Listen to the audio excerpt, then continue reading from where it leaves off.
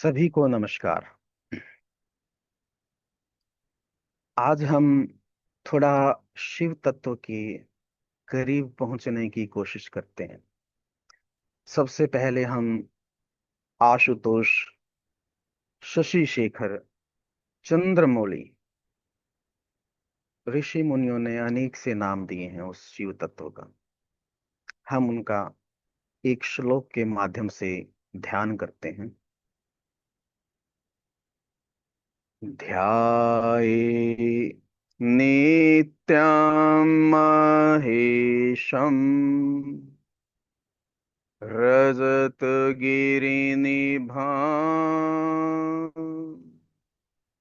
चारुचन्द्रावतंसम् रत्नाकल्पोज्ज्वलाङ्गम् परशुमृगवरा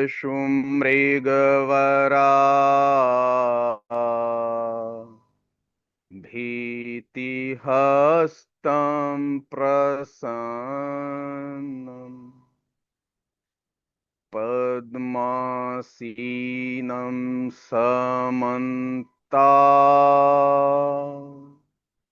स्तुततममरगणैः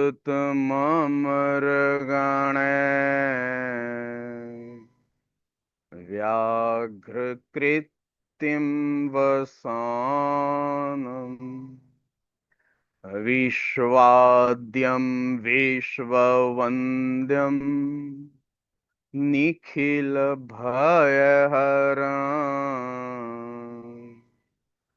पंचवक्त्रं त्रिनेत्रम्।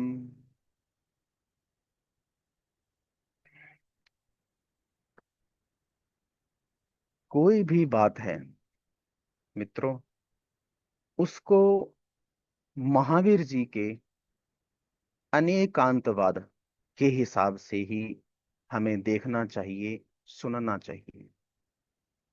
सभी का अपना अपना दृष्टिकोण होता है, आधा अधूरा सत्य।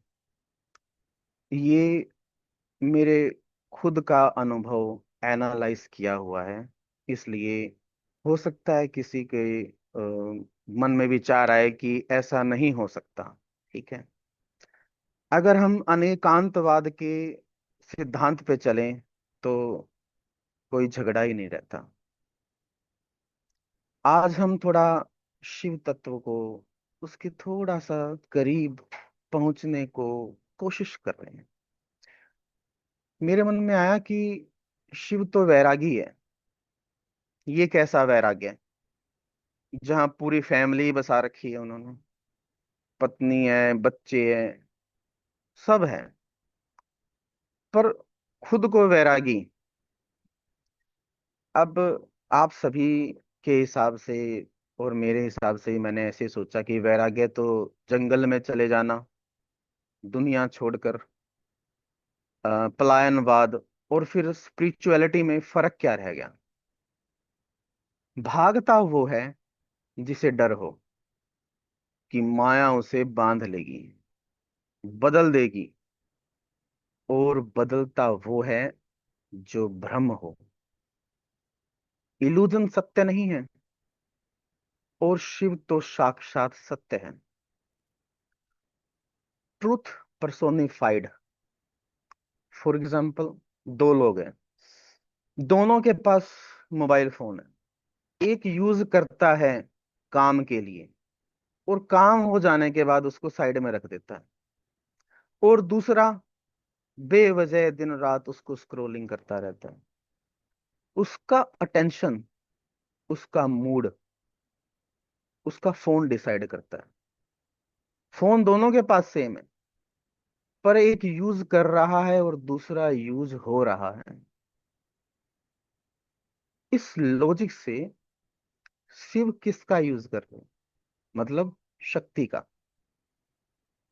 शक्ति जो है वो शिव का क्रिएशन के लिए।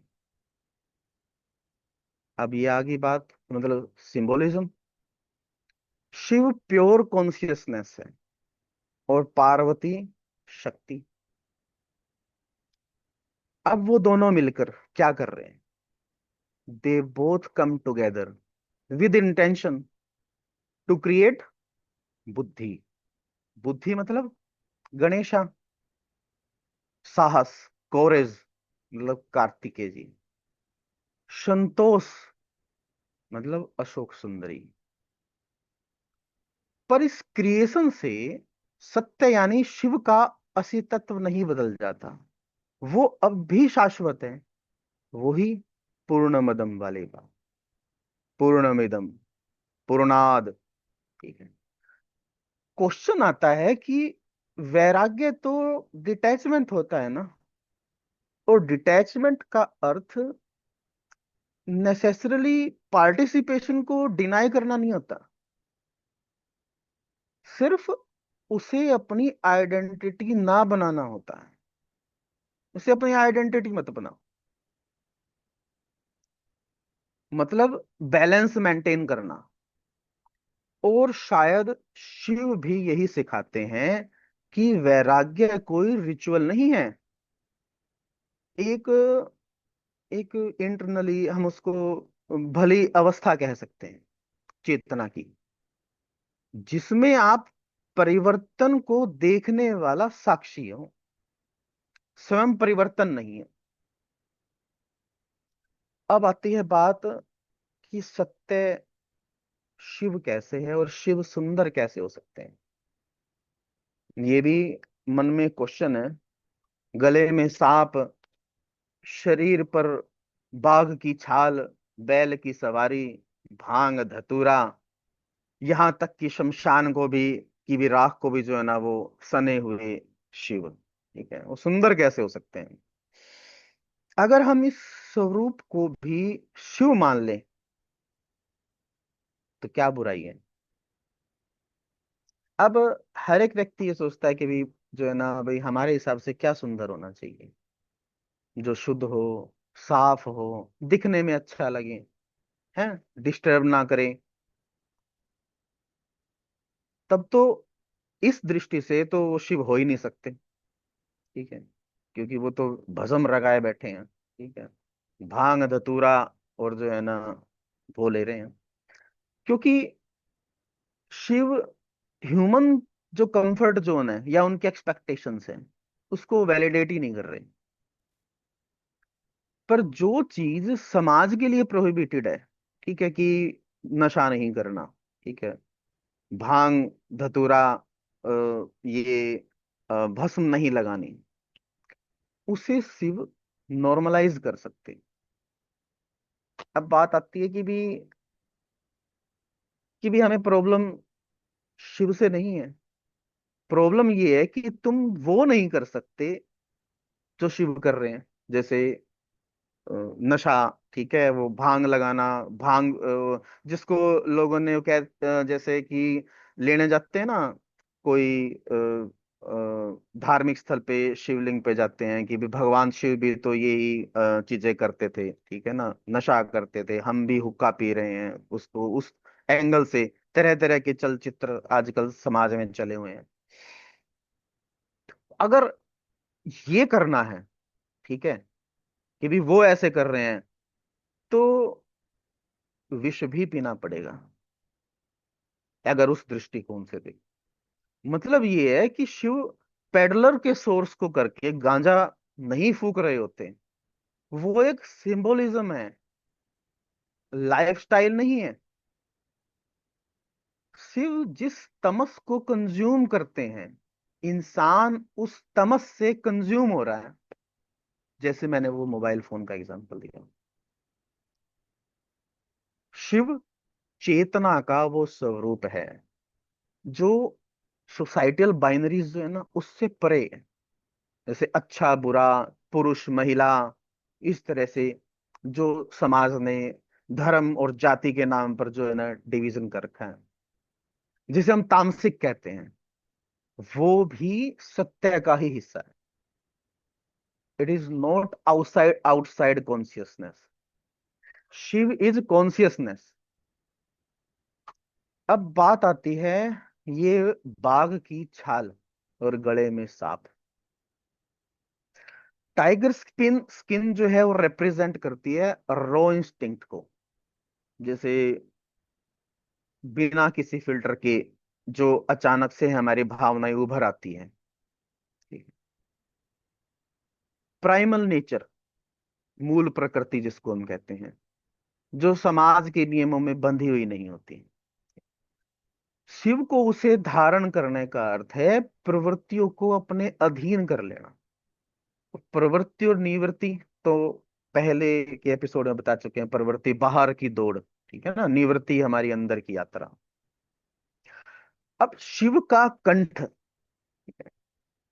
विचार और कर्म के बीच की वो दहलीज है जहां पर सांप का होना कोई सहयोग नहीं। ये एक संकेत है इस बात का कि भय का नाश भले ही ना किया जा सके, पर उससे ऊपर उठा जा सकता है, उसके साथ समावेश बैठाया जा सकता है। शिव में कुछ भी बनावटी नहीं है दोस्तों। नंदी भी केवल वाहन नहीं है, प्रतीक है कामना का, जड़ता, हठ और अनियंत्रित ऊर्जा का। और शिव का नंदी पर सवार होना, it means power is there but he is directly it again a symbolism. ठीक है। तो शिव और नंदी के रिश्ते को भगवान की सवारी के रूप में नहीं बल्कि चेतना और मन के प्रतीक के रूप में देखें।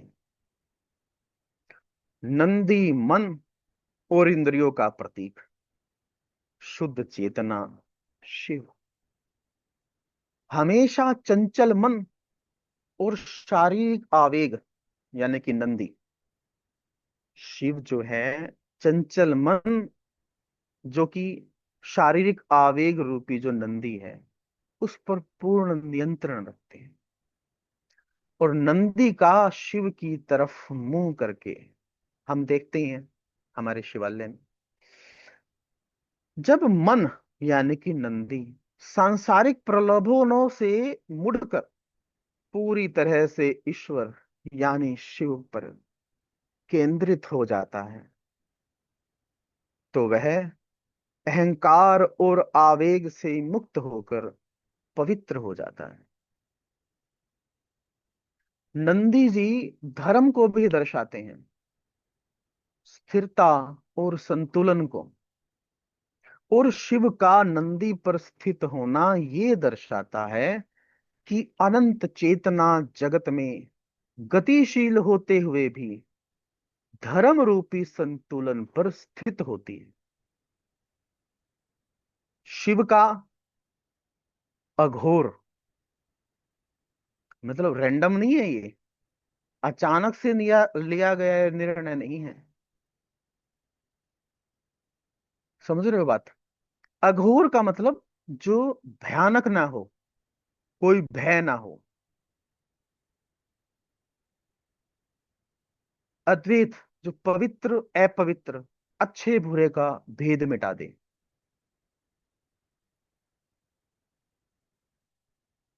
तो शिव का अघोर जो है ये रैंडम नहीं है, बिल्कुल भी नहीं है। ये अनकंफर्टेबल सिंबोलिज्म है, ये सत्य का। सत्य वो नहीं जो सिर्फ अच्छा लगे, सत्य वो है जो सब कुछ समेट ले, अच्छा भी बुरा भी, जीवन मृत्यु सुख दुख सब कुछ। और सुंदरता केवल सॉफ्टनेस या एक सेमेट्री कॉन्शियसनेस, ठीक है, उसमें नहीं होती। सुंदरता पूर्णता में होती है। इसलिए सत्यम शिवम सुंदरम, यानी कि शिव सुंदर इसलिए नहीं है कि वो अच्छे नहीं दिखते। शिव सुंदर इसलिए है क्योंकि वो संपूर्ण है, and nothing needs to be hidden in him. अब ये सारी चीजें, ठीक है, हमें कैसे पता चल रही है? सत्संग से। अब शंकराचार्य जी ने बोला है सत्संगतवे निसंगतवम, निसंगतवे निर्मोहतवम, निर्मोहतवे निश्चल चित्तम, निश्चल चित्ते जीवन मुक्ति। मतलब सज्जन पुरुषों के साथ हमें सत्संग करना है, जैसे कि हम सुबह डॉक्टर संगीता जी के साथ करते हैं। और ये सत्संग करते रहने से लौकिक विषयाशक्ति का नाश हो जाता है। और जब ये विषयाशक्ति जब कम होती है, डिजायर कम होने लगती, और धीरे धीरे मोह का नाश हो जाता है, तमाम पूरा मन निश्चल हो जाता है, और निश्चल चित्त ही जीवन मुक्ति का द्वार है। इस सत्संग से हमें जो ज्ञान मिल रहा है, तभी तो हम विशुद्ध प्रेम को सीख रहे हैं। और विशुद्ध प्रेम क्या है? संपूर्ण समर्पण, निष्काम भाव, श्रद्धा। तभी तो करुणा का बीज उपजेगा। हमें किसी को कुछ सर्च करने की जरूरत नहीं है, वो स्वतः ही स्फुट होगा, स्वतः ही उपजेगा। सब कुछ प्रकृति के बहाव में अपने आप मिलेगा। प्रकृति का एक फ्लो है ब्रह्मांड का, वो क्या है? प्रेम का। तभी हम उसमें तैर सकते हैं। तैरना आना चाहिए। और तैराक सक्सेस होगा जो प्रकृति के ब्रह्मांड के फ्लो में बहेगा। विपरीत डायरेक्शन में जो तैरेगा, इट मीन्स क्रोध, विषय वासना, लोभ, मोह, अहंकार को लिए हुए, तो वो उस जीवन मुक्ति के मार्ग पर कभी नहीं जा सकता। अब परमात्मा के प्रेम में एकदम से हम नहीं पड़ सकते। उसके लिए पहले हमें प्रेम को समझना होगा, धरती मां से प्रेम करना होगा। जो डॉक्टर संगीता जी ने हमें बताया, ठीक है, वृक्षों से हमें कैसे दोस्ती करनी है, उनसे हमें कैसे प्रेम देना है, ठीक है। अब आप इस बात को यहां समझिए। गौतम बुद्धा, ठीक है, पीपल के पेड़ के नीचे उनको ज्ञान प्राप्त हुआ। भगवान महावीर को साल के पेड़ के नीचे, भगवान ऋषभ देव जी को वट वृक्ष के नीचे, ठीक है। सभी को कहां जुड़े वो? प्रकृति से, धरती मां से। और पृथ्वी के प्रेम को, धरती मां से प्रेम को, विशुद्ध प्रेम, यही प्रेम परमात्मा के प्रेम की तरफ लेके जाएगा। अभी तक हमने प्रेम जाना ही नहीं था। हम सिर्फ घर परिवार तक ही सीमित थे, प्रेम से ही वंचित थे। अगर संसार से प्रेम नहीं किया तो परमात्मा के प्रेम में कभी पड़ेंगे ही नहीं। सिर्फ एक बाहरी वो लीपा पोती रहेगी।